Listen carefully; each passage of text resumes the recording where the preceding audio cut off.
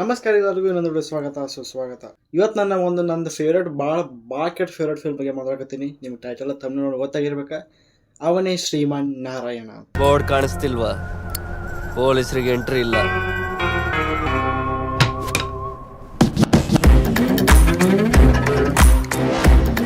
ಎಲ್ರ ಗಮನ ನನ್ನ ಕಡೆ ಇದೆ ಅಂತ ಗೊತ್ತಾಯ್ತು. ಹಾಗೆ ಗಮನ ಇಟ್ಟು ಕೇಳಿ, ಒಂದು ಕತೆ ಹೇಳ್ತೀನಿ. ನೋಡ್ರಿ, ಫಿಲ್ಮ್ ರಿಲೀಸ್ ಆಗಿತ್ತು 2019 ಒಳಗೆ. ರಿಲೀಸ್ ಆದಾಗ ಭಾಳ ಅಷ್ಟು ಸಕ್ಸಸ್ ತೊಗೊಂಡಿಲ್ಲ ಫಿಲ್ಮ್. 30 to 35 crore ಬಜೆಟ್ ಒಳಗೆ ಮಾಡಿದ ಫಿಲ್ಮ್ 55 to 60 crore ಗಳಿಸೈತಿ. ಅಂದರೆ ಬರೀ ನಾರ್ಮಲ್ ಹಿಟ್ ಆಗೈತಿ. ಒಂದು ಬ್ಲಾಕ್ ಬಸ್ಟರ್ ಟ್ಯಾಗ್ ಯಾವಾಗ ಬೇಕಾಗಿತ್ತು ಅದು ಅದಕ್ಕೆ ಸಿಕ್ಕಿಲ್ಲ. ಆದ್ರೆ ಆ ಫಿಲ್ಮ್ ಕೆಪೇಬಲ್ ಇತ್ತು. ಏನಾರ ಅಂದ್ರೆ 200 to 250 crore ಕಲೆಕ್ಷನ್ ಮಾಡೋದು. ಇದಕ್ಕಪ್ಪ ಅಂತಂದ್ರೆ ಫಿಲ್ಮ್ದ ರೈಟಿಂಗ್, ಫಿಲ್ಮ್ದ ಮ್ಯೂಸಿಕ್, ಫಿಲ್ಮ್ದ ಸಿನಿಮಾಟೋಗ್ರಫಿ, ಫಿಲ್ಮ್ದ ಡೈರೆಕ್ಷನ್, ಅದರೊಳಗೆ ಆ್ಯಕ್ಟರ್ಸ್ದ ಆ್ಯಕ್ಟಿಂಗ್, ಸ್ಟೋರಿ ಟಾಪ್ ನಾಚ್ ಇತ್ತು.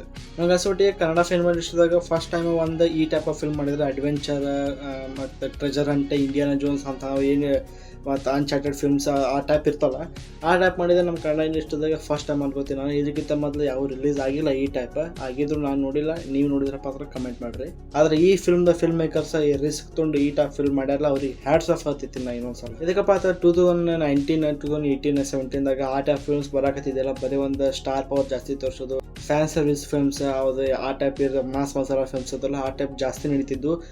ಆ ಟೈಮ್ ಒಳಗೆ ಈ ಟೈಪ್ ಫಿಲ್ಮ್ ಬಂದ ಒಂದು ರಿಸ್ಕ್ ತೊಗೊಂಡು ಈ ಟೈಪ್ ಫಿಲ್ಮ್ ಮೇಕಿಂಗ್ ಮಾಡಿ ಮಂದಿಗೆ ತಲುಪಿಸತ್ತಪ್ಪ ಅಂತಂದ್ರೆ ಅದಕ್ಕೆ ದೊಡ್ಡ ರಿಸ್ಕ್. ಮೊದಲೇ ಮತ್ತು ರಕ್ಷಿತ್ ಶೆಟ್ಟಿ ಅವರು ಈ ಫಿಲ್ಮ್ ನಾನು ಬರ್ದಾರ ಅನ್ಕೋತೀನಿ ನಾನು. ಮತ್ತು ಸಚಿನ್ ಅವರು ಡೈರೆಕ್ಟ್ ಮಾಡ್ಯಾರ. ಸಚಿನ್ ಅವರ ಫಸ್ಟ್ ಫಿಲ್ಮ್ ಡೈರೆಕ್ಟ್ ಮಾಡಿರ್ಬೇಕು. ಇನ್ನು ಮಟ್ಟ ನೆಕ್ಸ್ಟ್ ಫಿಲ್ಮ್ ಅವ್ರು ಯಾರು ಡೈರೆಕ್ಟ್ ಮಾಡಿಲ್ಲ. ನಂಗೆ ಅನ್ಸ್ಬಿಟ್ಟು ಅವ್ರಿಗೆ ಚಾನ್ಸ್ ಸಿಗಲಾಗಿತ್ತು. ನಾವು ಏನೋ ಬೇರೆ ಏನು ಕೆಲಸ ಮಾಡಕತ್ತಾರೋ ಗೊತ್ತಿಲ್ಲ. ರಕ್ಷಿತ್ ಶೆಟ್ಟಿ ಅವ್ರಿಗೆ ಗಪ್ಪಾಗ್ಯಾರ, ಡೈರೆಕ್ಟರ್ ಸಚಿನ್ ಅವ್ರಿಗೆ ಗಪ್ಪಾಗ್ಯಾರ. ರಕ್ಷಿತ್ ಶೆಟ್ಟಿ ಅವ್ರಿಗೆ ಗೊತ್ತಿತ್ತು ಅವ್ರ ಮುಂದೆ ಲಯಮ್ಸ್ ಏನೈತೆ ಅಂತೇಳಿ. ಸಚಿನ್ ಅವ್ರದ್ದು ಗೊತ್ತಿಲ್ಲ. ಆ ಟೈಪ್ ಡೈರೆಕ್ಟರ್ಸ್ ಇನ್ನೂ ಭಾಳ ಬರೋಕೆ ನಮ್ಮಲ್ಲಿ. ಫಿಲ್ಮ್ದು ಆ್ಯಕ್ಟರ್ಸ್ ಆ್ಯಕ್ಟಿಂಗ್ ಮತ್ತು ಏನೋ ಸ್ಟೋರಿ ಅವೆಲ್ಲ ಸೈಡಿಗೆ ಇಟ್ರಪ್ಪ ಅಂತ, ಡೈರೆಕ್ಷನ್ ಸೈಡಿಗೆ ಇಟ್ರಿ, ಎಲ್ಲ ಸೈಡಿಗೆ ಇಟ್ರಿ, ಮ್ಯೂಸಿಕ್ ಸೈಡಿಗೆ ಇಟ್ರಿ. ಅದಕ್ಕಪ್ಪ ಅಂತಂದ್ರೆ ಅಜನೀಶ್ ಬಿ ಲೋಕನಾಥ್ ಅವ್ರು ಇಷ್ಟು ಮಾನಸಿಕ ಇಷ್ಟು ಚುಮ್ಮ ಮ್ಯೂಸಿಕ್ ಕೊಟ್ಟಾರ ಈ ಫಿಲ್ಮಿಗೆ. ಏಕ ನಂಬರ್.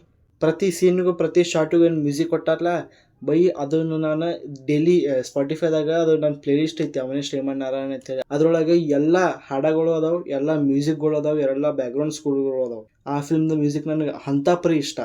ಫಿಲ್ಮ್ದ ನೀವು ಮ್ಯೂಸಿಕ್ ಕೇಳಕತ್ರಪ್ಪ ಅಂತಂದ್ರೆ ಕ್ವಿಂಟಿನ್ ಟ್ಯಾರೆಂಟಿನೋ ಅವ್ರ ಮ್ಯೂಸಿಕ್, ಅವ್ರ ಫಿಲ್ಮ್ದಾಗ ಏನು ಮ್ಯೂಸಿಕ್ ಯೂಸ್ ಮಾಡ್ತಾರಲ್ಲ ಅದು ನಿಮಗೆ ಈ ಫಿಲ್ಮ್ದಾಗ ಫೀಲ್ ಆಕೈತಿ. ಅಷ್ಟು ಭಾರಿ ಮ್ಯೂಸಿಕ್ ಐತಿ, ಅಷ್ಟು ಗಾನ್ ಫಾಡ್ ಮ್ಯೂಸಿಕ್ ಐತಿ.